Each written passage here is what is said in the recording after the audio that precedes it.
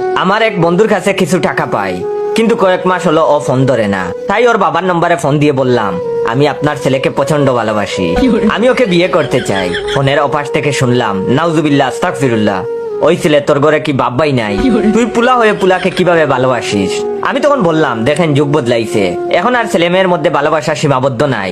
বিশ্বাস না হলে আপনার ছেলেকে বলেন, ও আমাকে পাগলের মতো ভালোবাসে, কিন্তু মুখ ফুটে আপনাকে বলতে পারছে না। ফোনের ওপাশ থেকে আবার বলতে শুনলাম, নাউজুবিল্লাহ আস্তাগফিরুল্লাহ। আর তিনি বললেন, ওই পুলা তুই কি পাবনা থেকে বলতেছস? আমি তখন বললাম, পাবনার পাগলরা কি আমার মতো জিপি থেকে রবিতে কল দিয়ে ফোনের টাকা নষ্ট করে? শুনে রাখেন, আপনি যদি আমাদের এই ভালোবাসা মেনে না নেন, তাহলে আমরা বাড়ি থেকে পালিয়ে বিয়ে করব, পরে কিন্তু আমার দোষ দিতে পারবেন না। এটা শুনে তিনি বললেন, কি বিয়া করবি? এটা আবার কেমনে সম্ভব? তখন আমি বললাম, হ্যাঁ, শুধু বিয়ে না, আমাদের ছেলে মেয়ের নামও আমরা ঠিক করে রাখছি।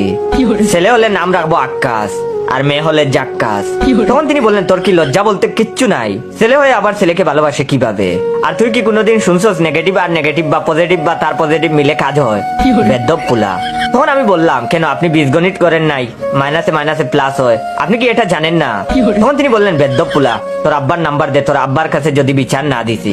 নাম্বার দে, তোর আব্বার কাছে যদি বিচার না দিছি। আমি তখন বললাম, আমার আব্বা আমাদের বিষয় সব জানে, বিচার দিলেও সমস্যা নাই, তিনি আমাদের মেনে নিবে। তখন তিনি বললেন, কোস কি, তোর আব্বাও জানে? তাহলে তোর দাদার কাছে বিচার দিমু। কমু তার নাতির সিস্টেমের সমস্যা আছে। আমি তখন বললাম, আমার সিস্টেম সব ঠিক আছে, বিশ্বাস না হলে আপনার ছেলেকে জিজ্ঞাসা করেন, সে তো আমার সিস্টেম দেখেই ভালোবেসেছে।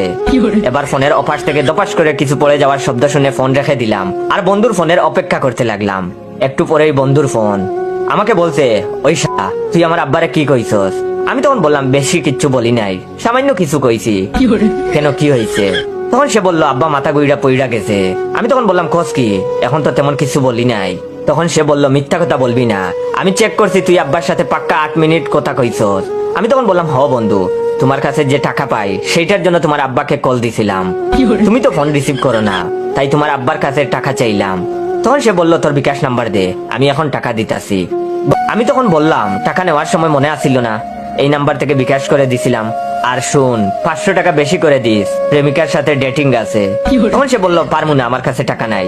আমি তখন বললাম, সমস্যা নাই, আমার কাছে তোর আব্বার নাম্বার আছে, আমি একটু পরেই তোর আব্বারে আবার ফোন দিমু, এখন তো জীবিত আছে, একটু পর তাও পাবি না। তখন সে বলল, দাঁড়া দিতাছি, কিন্তু খবরদার জীবনে আর আব্বার নাম্বারে কল দিবি না, 10টা নয় 5টা নয়, একটাই বাপ আমার। আমি একটু পরে দেখি ফোনে একটা মেসেজ এলো, বিকাশ থেকে ক্যাশ ইন।